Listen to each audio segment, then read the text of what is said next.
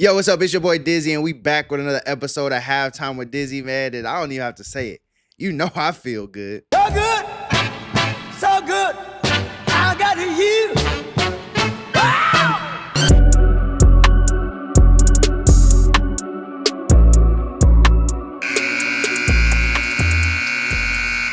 Like I said, I appreciate y'all tuning in to another episode, man. The first thing you may be wondering is, why am I wearing a Falcons jersey, especially after they just lost to the 49ers? Well, if you didn't know, this upcoming weekend is National Tight Ends Day, and as a former tight end, I got to represent. So I got a Kyle Pitts jersey on right now. I used to love him at Florida, and unfortunately, he ain't done shit since he's been at Florida, but I still got to represent, man. Let's get right into the show. Let's talk about the gameplay real quick. As always, we starting with the halftime headlines. Bishop Amat gets their second win in a row. We got two top fives today. Top five Heisman candidates right now in college football. Top five greatest tight ends of all time. Because like I said, man, we got to talk about them tight ends leading up to National Tight End Day. We got Flag on the play. He's diffy, some predictions, and of course, the halftime speech to wrap it all up. And as I say every week, man, keep running up that sub count at 350 subscribers. I'll be doing a giveaway, having a t-shirt and all types of other goods. If you want a shirt and you can't wait that long, please hit me up, man. I'm selling them for 30 bucks. I just got two done for two people that hit me up for one. You know, I know y'all got bread, so Don't ask. I said don't ask. I said don't ask. No questions. Just give the money. And as we keep making our way to 350, man, I just want to say thank you to all of you who are already subscribed and view my videos every single week. Let's keep building on top of this, man. And the only other thing I got to say before we get into the show is it's a great day to be alive and be a Bruin. It's a great day to be alive and be a Bruin. It's a great day to be alive and be a Bruin. A one, a two, A 1, 2, 3, 4. Four's up, baby. You already know the drill. Let's get right into the show.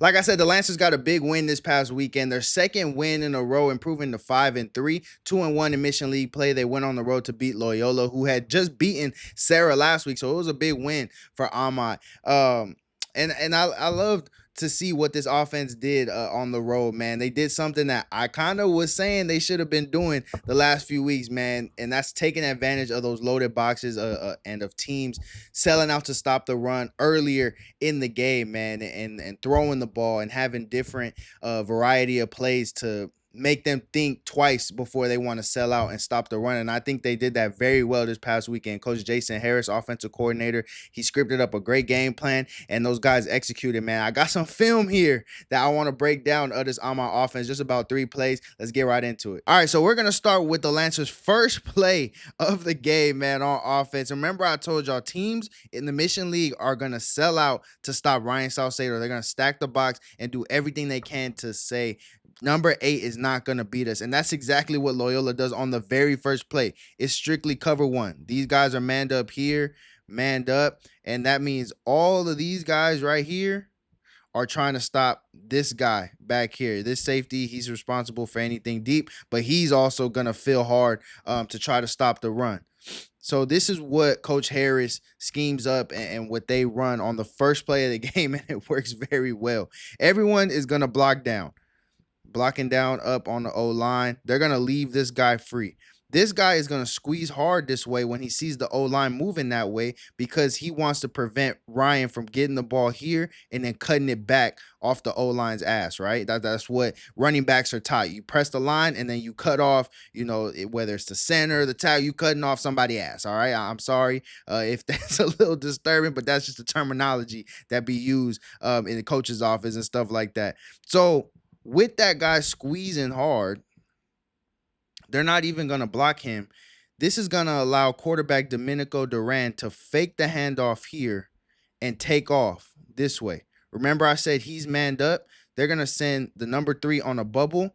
And like I said, everyone's eyes are here. Everyone's coming down here, which means there's going to be a big space wide open for Duran to run through. And that's exactly what happens on the very first play, an explosive play for the Lancers on first down. As we see, the ball snap, fake the handoff. Look, pause it here. Look at nothing but green grass ahead of them. And everyone is like, oh shit, look at all these guys are still in here thinking that Ryan has the ball because they're so focused on stopping the run. But Durant pulls it and is able to make a big gain on the first play of the game. We can hit the boosties, man. We got to get some hill work in the offseason, put that in the end zone. Let's move on to the next play. So this next one, again, it's loading the box to try to stop number 8 in the backfield, right? This time it's a cover 0 look. You're going to get man, and then there's 2 tight ends on the backside that these 2 guys are going to be responsible. One of these guys in here will be responsible for the running back. But let me clear this up a little bit. But look at all the guys on the line of scrimmage in the box. They're all trying to stop this guy right here from running all over him. Again, they're not even going to block this guy. I think they probably should have fanned out to block him, but it doesn't even matter because when they get the run action here, this guy is going to take off this way, not even knowing that Durant still has the ball. And this is what I love to see when you get a cover 0 look and when you go play action. These guys right here got to win. And that's exactly what happened. You're going to get Brandon Billups. He's going to go kind of fake like he's going to block and then come out here. I think this is Isaac Ash. He's going to run a little bender. And Durant's going to see one-on-one with Billups and just say, hey, go win. And that's exactly what happens. You see the play action. Like I said, look at 25 is all the way in here despite being unblocked. And he's nowhere near the quarterback. Great job by O-lineman there picking him up late. Durant sees one-on-one, lets it fly. Billups makes a great play. That's huge for the Lancers. When you have a team strictly trying to stop the run, you got to have explosive plays in the pass game. Let's move on to the last play that I have. And this was the dagger in this game late. Loyola was making a comeback. The Lancers were looking like they were about to choke, man. They were up 20-0 at halftime, and Loyola was coming back. And this play definitely sealed the deal right here. Again, stack box, man-to-man, man-to-man, all these guys keyed in right here. It's late in the game, so you know that Amat's going to want to run the ball. You know that they're going to try to get it to their best guy to put this game away, right? Again, not going to block this guy. He's going to squeeze very hard, thinking that Ryan is getting the ball and that he is a free hitter to go get Ryan Salcedo make a big play. But Durant is going to fake the run here and just take off with nothing but green grass. And this time he gets in the end zone. Let's take a look. Fake handoff here. Look. Can't see it clearly, but there's a guy right there unblocked that thinks he's going to come down and run this play down because he thinks it's a handoff to Ryan Salcedo. Pulls it, takes off. There he is. Look, it's 25 again from earlier, chasing ass and elbows. Big fella right here thinks, oh, let me get flat down the line and catch him. Nah, you ain't catching him. Let's go to the crib. Let's go home. This time, Durant, it's because it was a little closer. Durant, look, he feeling himself down. He got the end zone, man. So those were some great plays, again, called by Coach Jason Harris. I appreciate him. I reached out to him beforehand to make sure it was all good, that I showed those clips. He said it was all good, so I appreciate him for that. And, again, a great game plan, and they're going to need another one. They got the big monster of the Mission League and really a big monster in SoCal football, and that's Sierra Kane this upcoming week, man. And, you know, people think it's just an automatic L for the Lancers. I'm not going to act like they have zero chance because I don't believe that. I think anytime you step on the field, again, especially when we're talking about 15, 16, 17-year-old young men, anybody can win, man. Anyone can make a mistake. Anyone can make a big play. Anyone can win. The way that I see Amat's offense specifically having success against this Sierra Canyon defense is by their receivers winning. They got to win because I believe Sierra Canyon will come out in a very similar look as Loyola, but they're going to have better guys. They're going to have better guys in the box trying to stop the run. And if they're going straight cover 1, cover 0, your receivers have to win in order to make Sierra Canyon say, we're going to lighten up the box. We're going to put more guys on the perimeter to try to stop the pass. And when they do that and only have 6 guys, 7 guys, if you have a tight end at the wing, if that's the only amount of people they're going to put in the box, that's when you start giving it to Ryan Salcedo and say, all right, our 5 or 6 guys are going to block 6 of theirs, 5 of theirs. Ryan, you make the last guy miss and go be a big playmaker like you've been all year. I think the Lancers have a shot if they can execute like they have been the last 2 weeks. Let me know what y'all think in the comments, and let's move on to one of 2 top fives. Top five. If you got a problem, take it up with my butt. He's the only one that gives a crap. This first top five that I'm doing is top five Heisman candidates. I wanted to do this because I feel like at this point in the year, it's kind of like, who is the Heisman front runner? Like, I feel like this is the first year that I can remember where it's like, do we have a Heisman winner? Like, do we have to give the Heisman to anyone? Like, can we just not have a Heisman? Like, there's no one that you look at and is head and shoulders above everyone else. You know, this time last year it was like, okay, it's Genty. Okay, it's Travis Hunter. Okay, you know, before that, you know, okay, it's Jaden Daniels. Okay, Michael Penix, you know, Caleb Williams. The list goes on and on. But right now, you don't really have that. You don't really see that, especially because guys that you expected to be great and to be in that conversation earlier in the year, they're nowhere to be found. You know what I'm saying? The Arch Mannings and the John Mateers, guys like that. Guys have either been falling way under expectation or they've gotten hurt. Like, I think a John Mateer would be a front runner, but then he got hurt. A Sam Levitt would be a front runner, but he's been dealing with injuries. So it kind of leaves you at like, okay, who is it then? And that's why I'm going to give this list, man. Starting with honorable mention. Nico. The GOAT. I mean, who else did you think I was going to say? Nico Iamaleava, quarterback UCLA. I mean, they're about to go on a crazy run, be in the Big Ten championship. I mean, if they are, you know, if they're making a playoff push, then Nico got to be in there, right? I mean, what other quarterback you know suffers such a gruesome injury in the game against Maryland? But then when his team needs him most to mount a drive and to run the 2-minute offense, he says, I got this, coach. I'm going to hobble out there and I'm going to get this done for my team. And he did just that and got the win over Maryland. Who else is doing that, man? Tim Tebow, Cam Newton, Joe Burrow, 2025 Nico Iamaleava. That's the Mount Rushmore of college football, right? But let's get into the list and who is top five for me. Start at number 5. For me personally, it's Amat Hardy, running back from Missouri. Got to give a running back some love, man.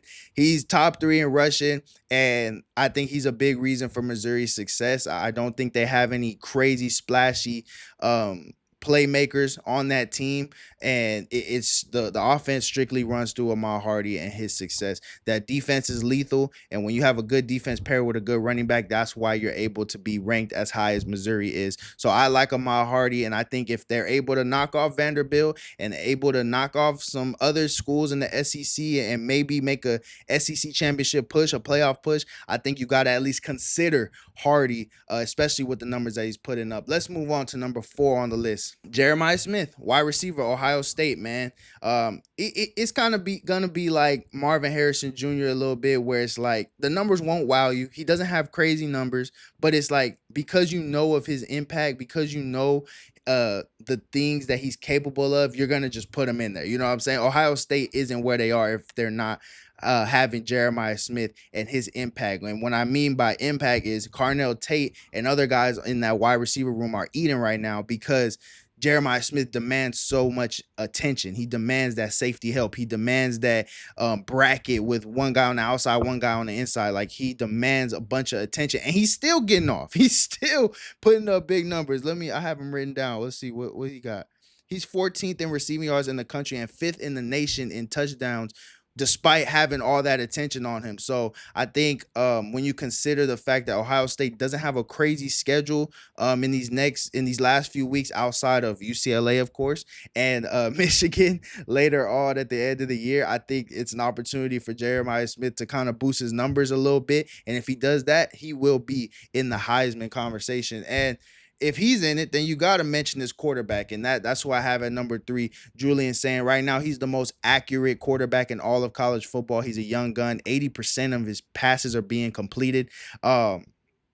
One of the top guys in passing yards, which, again, a lot of people are going to sit there and say, well, look at his team. Look at the receivers he has. That ain't his fault. That ain't his fault. I mean, we didn't had guys in the Heisman conversation that had loaded receiving rooms before. I mean, Jaden Daniels had Brian Thomas and Malik Neighbors, Kyron Lacey, RIP. those were all dudes. Bryce Young had great dudes. CJ Stroud, and these are all guys that we've had in the Heisman conversation. So we can't sit there and say just because he has a good receiving room, we're not going to put him in that conversation. He's definitely in the conversation, in my opinion, especially if he leads Ohio State to an undefeated record and they just buzz through the Big Ten. I think he definitely deserves to be at least in the conversation. If you don't want to give it to him, fine, don't. But at least in the conversation. Let's move on to the top two, man. Number two, another quarterback, Ty Simpson, Alabama. Look, when you look at how Alabama started and the things we were saying about Alabama, I mean, we were saying, I was saying it. I ain't gonna lie. I was saying Kalen DeBoer, you're done, son. You're done. That's the type of thing that were being said about this Alabama squad and that they're no longer powerhouse, bring Saban back, all this stuff. And now they're back on the rise. They're back to being a top 10. Are they top 5 right now? I don't think they're top 5, but they're top 10 in terms of the power rankings. And Ty Simpson has everything to do with that. He's making clutch plays. He's making big plays. He's having Heisman moments, leading this team on big drives late in the game to beat big teams. I mean, we're talking about a guy who's top 10 in passing yards, top 10 in passing touchdowns, despite facing 3 elite defenses in his 4 last games. I think their last 4 games were like Georgia, Tennessee, Vanderbilt, and Missouri. 3 of those defenses are elite, some of the best in the country. Tennessee, not so much. Okay, Tennessee, that's who's being singled out. They're not a great defense, okay? But facing that SEC comp and still putting up the numbers that he's putting up, and we walk away from games saying, where the hell is Ryan Williams? Like, Ryan Williams is supposed to be his best guy, and we're not even seeing him pop off like that. And Ty Simpson is still putting up the numbers that he's putting up and putting plays together to have his team in the position that they're in right now. He's not number one for me, though. Number one for me, especially after this past weekend, embarrassing them fucking Trojans. I told y'all niggas. I told y'all he was going to get off. And he ain't just get off on the Trojans. He been getting off all year. That's Jeremiah Love, man. Running back for Notre Dame, man. Top 5 in rush yards, top 10 in rush touchdowns. When I talk about teams not being where they are if it wasn't for a specific player, that's this guy, man. Jeremiah Love. He's splitting carries with Jadarian Price that Jadarian Price would sit there and be a number 1 running back for any other school in the country. And they're sitting there splitting reps.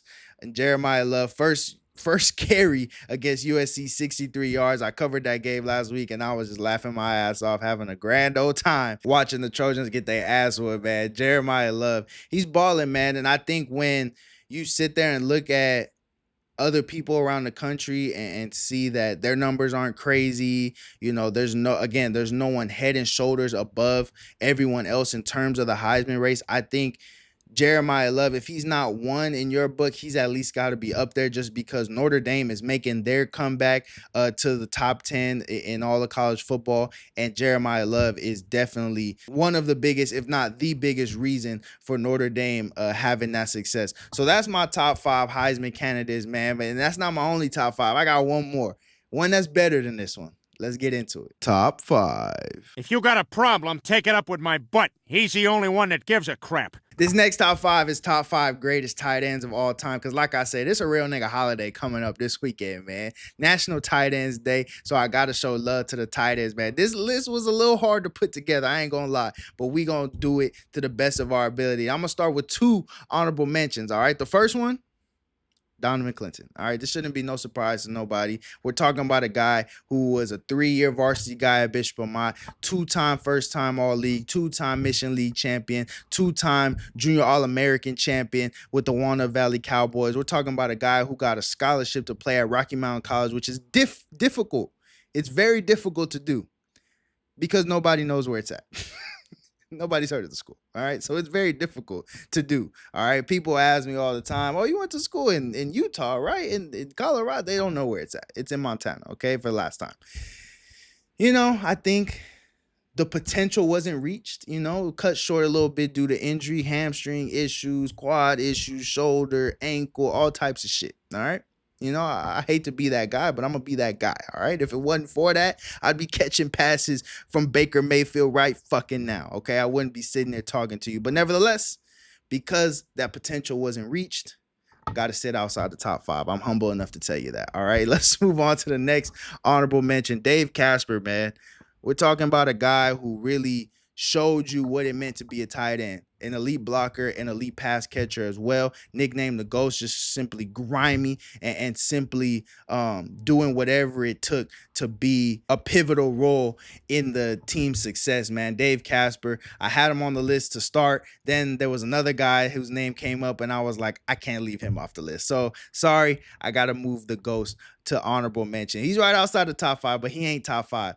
Number 5, Ozzie Newsome. One of the first, if not the first tight end to really show you that you can have a tight end be your number 1 pass threat on the offensive side of the ball. Dude was an animal, and he didn't even go to college doing the things that he did in the NFL. When he was at Alabama, more of a blocker, got to the NFL, they realized this dude is a tremendous athlete and started throwing him the ball, and he was making plays left and right, man.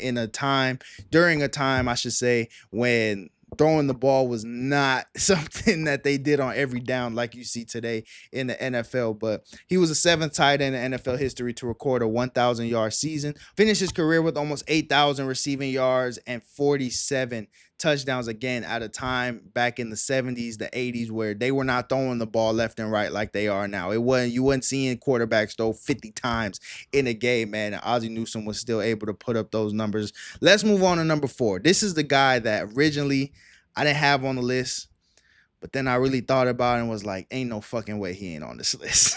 Ain't no fucking way. A dog for the Chargers, man. Antonio Gates. I mean, talk about a guy who was an elite passing threat. Talk about a guy who was a quarterback's best friend. Phillip Rivers, I don't know if we know Phillip Rivers the way we know him now if it ain't for 8'5", all right? If it ain't for Antonio Gates, the Hall of Famer, man. Longevity, checks that box. Explosiveness, big plays, checks all those boxes. And just an illustrious career, man. And he's finally in the Hall of Fame, rightfully so. And he's definitely one of the best tight ends to ever play the game. Over 11,000 receiving yards and 116 touchdowns, man. That's fucking insane. Antonio Gates is at number 4. Number 3 for me, Shannon Sharp, Uncle Shay Shay, man.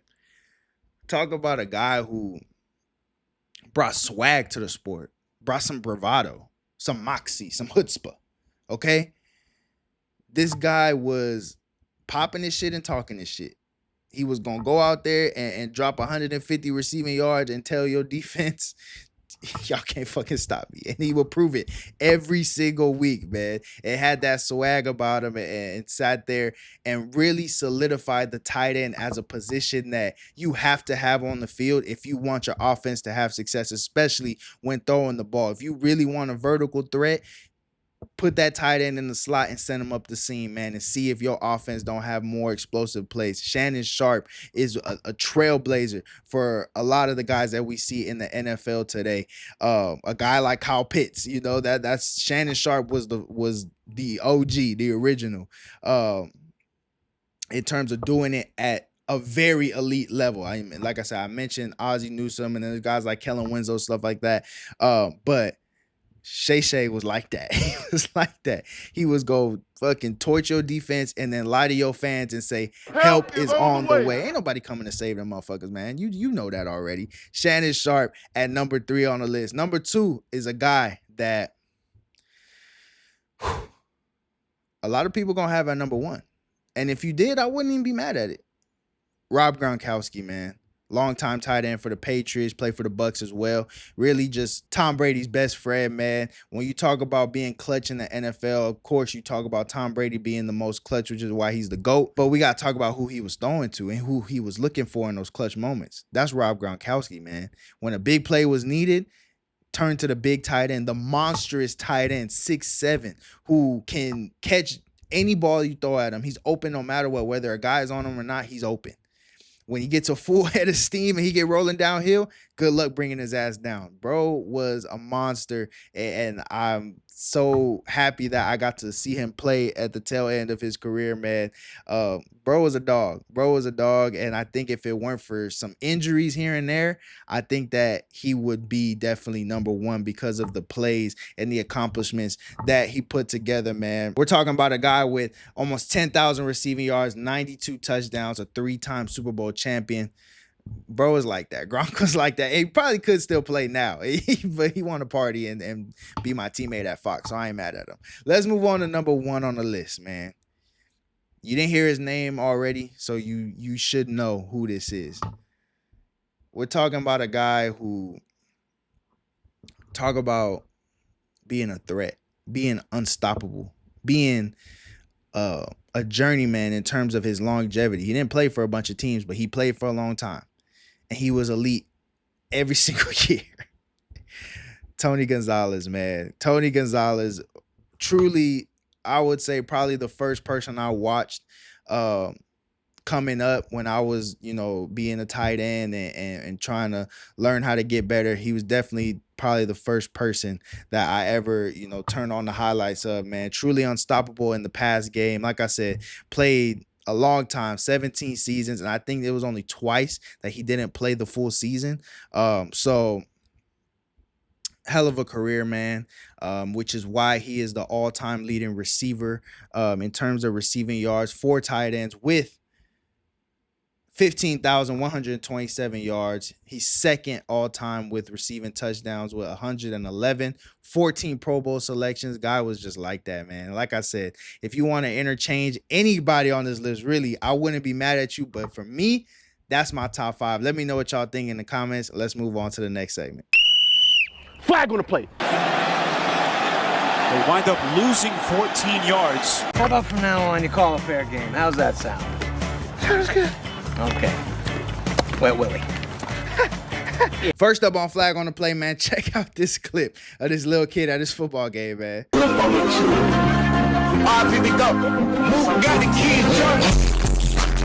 I'm telling you, bro. I'm telling you, putting these YNs in these team-oriented and organized spaces, man. I don't know how much longer we can do that as a society. Put them motherfuckers in boxing or wrestling or something. But in terms of playing with other kids, somebody gonna get hurt out there, man. Let's move on to the next clip that's about my beloved UCLA Bruins. Jerry. Hey, listen. I've been at UCLA a long time. That's about as good of a team victory as I've ever been a part of. The fact that you guys stayed together and with 40 seconds left, the offense found a way. The defense found a way to have our all night. That's a hell of a job. Bring it tight.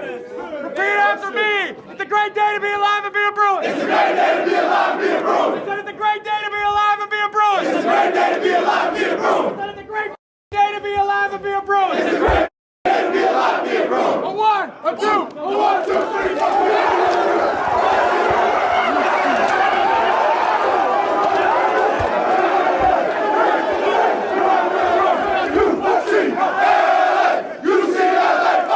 Now, I already showed that clip, but I wanted to show it again.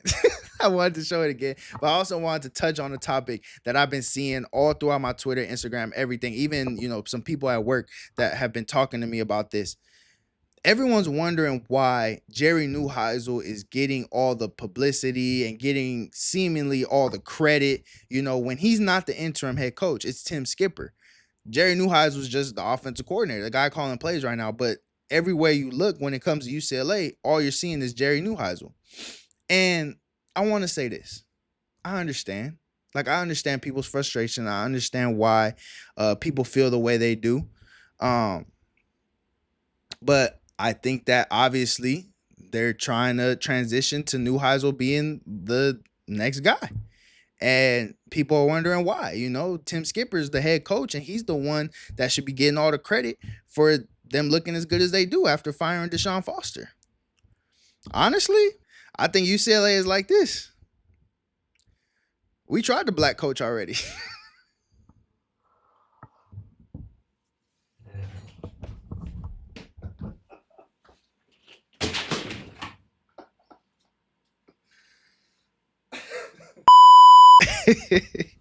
Sorry about that, big dog. Sorry about that.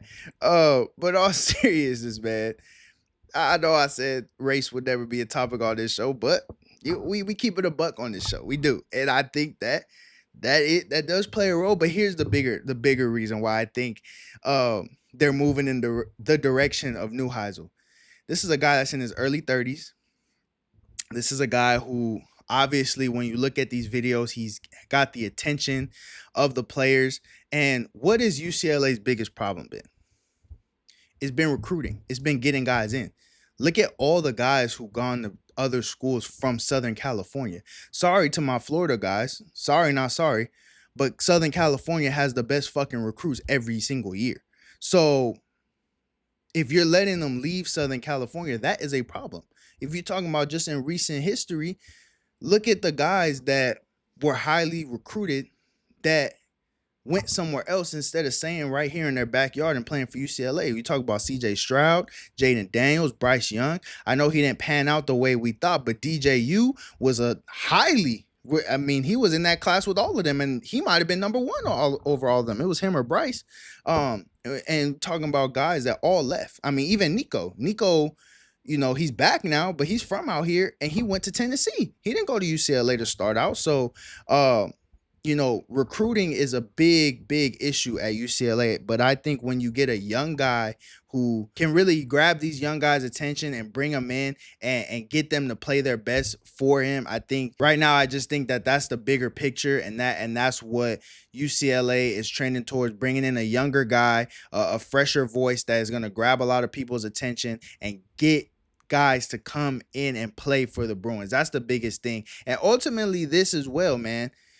If UCLA and UCLA fans see how well Coach Neuheisel's doing, we ain't the only ones. You know what I'm saying? There's other schools, plenty of schools with vacancies that are seeing the success Neuheisel is having, seeing how well the team responds to him, and they're gonna be knocking on his door if UCLA decides not to make him head coach. So I think if you're UCLA and you're starting from ground zero right now, you can't take the risk of saying we're going to elevate Tim Skipper to our head coach and pray and hope that Jerry Neuheisel just stays on staff. I think other schools are going to throw money at him and try to get him to leave and be a head coach elsewhere. I think you got to take the chance and have Neuheisel be a head coach, which is why that's all you see on all social media is Neuheisel, because they want to make him the new young face of UCLA football. Let's move on to what's last on Flag on the Play, man.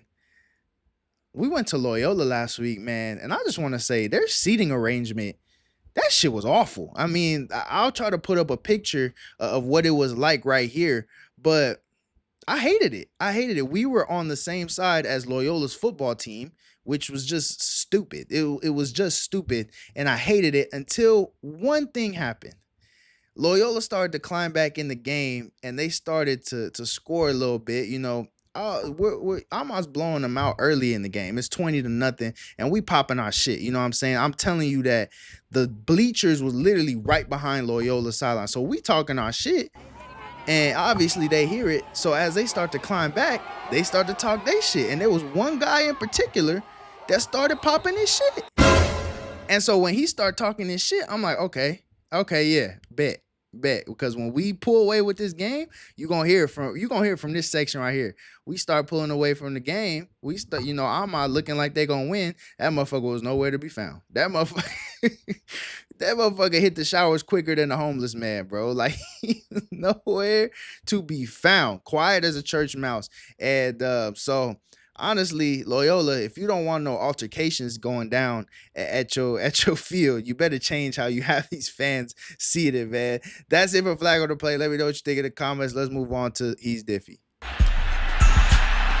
open and flicked into the end zone by Jerome Simpson. Oh, goodness. First up on He's Diffie, I got to go back to my dogs over at Rocky Mountain College, man. Two of them. First, quarterback Trent Novak led the team to a big win over Dickinson State. 436 pass yards, 4 touchdowns, man. Seeing what Trent is doing is so inspirational because I saw this dude get hurt and saw this dude suffer an injury that, a lot of people can't come back from. A lot of people can't go back out there and just do regular things properly, and he's out there being the starting quarterback at the collegiate level and leading Rocky to some big wins. So shout out to him, man. And the receiver that had half of those numbers right there, Eric Lira, my dog, man. 13 catches, 216 yards, 3 touchdowns, man. That's a hell of a duo right there. and you know, you may be thinking, shit, is anyone going to double Lyra? Well, you can't when you're doubling Darius Haskins. I mean, that's a hell of a wide receiver they got over there, Rocky. Shout out to my dogs. Let's move on to who's next. Jeremiah Love coming through for your boy and embarrassing the USC Trojans. Zeke Cisneros and all my other USC fans. I didn't hear shit from y'all this past weekend. I didn't hear shit. You know what I'm saying? When they win and I hear about how they're the greatest team ever going to the national championship, I didn't hear shit this past weekend. Shout out to Jeremiah Love. Like I said, 63-yard run on his first carry. That's when I knew the shit was over. 228 rush yards and a touchdown for Notre Dame in their big win over USC. Last on the list, Jamar Chase, wide receiver for the Bengals. It's almost like if you get him a quarterback that's going to actually throw his direction, he can actually be really good. 16 catches, man. 161 yards and a touchdown. That's averaging 10 yards a catch right there when you talk about his catches and how many yards he had. Big time plays being made by Jamar in their win over Pittsburgh, man. Trent Novak, Eric Lira, Jeremiah Love, Jamar Chase. That's who was different this past weekend. Let me know what you think in the comments. Let's move on to some predictions. One thing.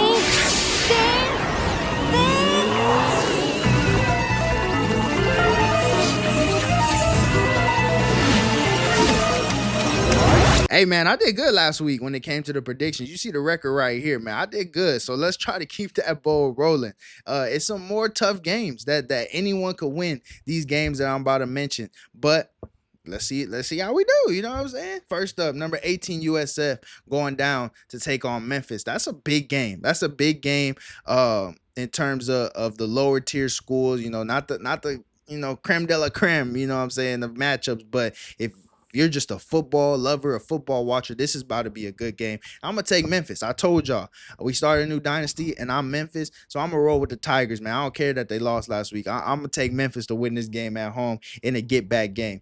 Number 15, Missouri, going on to take number 10, Vanderbilt on, man. I'm going to take Missouri to win this game. When you go on the road, you need two things, run game and defense, and that's what Missouri has. They have a great running back in Amat Hardy, who is just a home run waiting to happen. They got a great defense that I think is going to get to Vanderbilt's quarterback.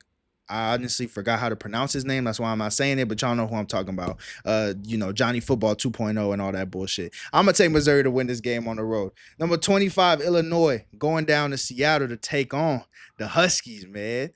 Give me UW to win, man. Talk about guys ready to bounce back. I think that's definitely UW, Damon Williams, you know, Denzel Boston, Jonah Coleman. I think they're all ready to have a get-back game and knock off the 25-ranked team in the country in Illinois.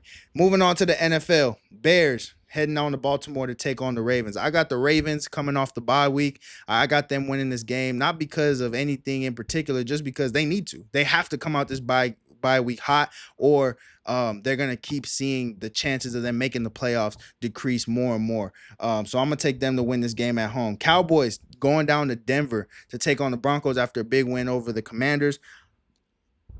I'm going to take the Broncos to win this game. Best defense in the league. And like I said, I think the Cowboys defense is awful. I think they're awful. And so when they play a good defense and this offense can be as explosive as they have been, that's when the Cowboys are going to struggle to win games. So I think that Denver, especially being at home, I think that they'll get the win in front of their home crowd. Keep working hard. Go Broncos.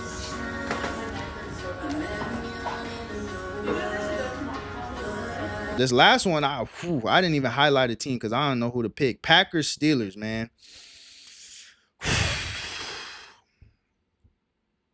I'm going to say the Steelers.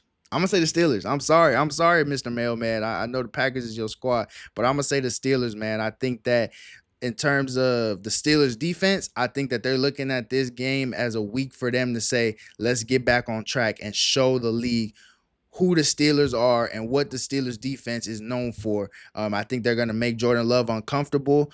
Jordan Love in this offense hasn't looked crazy this year after, having a good game against Detroit and, having a good game offensively against Dallas. But defensively against Dallas, they were awful. So they're kind of hot and cold. They're kind of hit or miss. And I'm going to go with Aaron Rodgers to get the win over his former team. Those are my predictions for the weekend. Let me know what y'all think, and let's move on to the halftime speech. The Cinderella story is over, man. Right? They're fighting for clicks, we're fighting for wins. There's a difference. Right? There's a difference. I'm hurt, dog. Don't ask me if I'm all right. Hell no. Joaquin said dominate, and we not doing it. I'm putting my heart in this shit, dog. Let's go, man. Let's go, baby. Let's go. Lose this one inside your heart and find out who you really are. Make sure you look at your teammate today and you come out and you give pure hell today. This team ain't ready for us. Let's prove that they ain't ready for us. Get in here. Let's go. Get in here right now. Get in here. Hey, we got 30 minutes for the rest of our lives. 30 minutes for the rest of our lives. Halftime speech, you already know what time it is, man. A little nugget to help you get through the rest of your day, week, month, year, wherever you're at, man. In life, I'm hoping something that I say can help push you to get through it, man. Just like a speech at halftime from a head coach helps push the team to get through the rest of the game. And my quick little nugget, man, it's going to be real quick. Just finish strong. Finish strong. I mean, we're already at the end of October. I'm sure if you're just like me, it feels like yesterday we were at the beginning of January saying we're going to do all these great things in the year of 2025. Some of us have, some of us ain't done shit. All right. That's just the bottom line. But finish strong, man. Finish strong. Whatever it is that you're trying to do, that you want to do, finish strong, and that way you can head into 2026 with some momentum, feeling good and ready to really take over the year. So yeah, that's all I got, man. I appreciate y'all tuning in to another episode, man. I'm gonna try to get a pregame interview done with someone at Amat. I'm hoping Domenico Duran, quarterback, that just popped off for them last week. I'm hoping I could get him. I will be at Amat versus Sierra Canyon, and yeah. 350 subs, man. That's what we shooting for. So keep sending these videos out. Keep sharing them with everyone you know. If you're not subscribed already, please hit that subscribe button. I'll be doing a giveaway at 350 subscribers. And so, yeah, that's about all I got. You know what I'm about to say. Say it with me now. Stay tuned. I'm going to have another video for you real soon.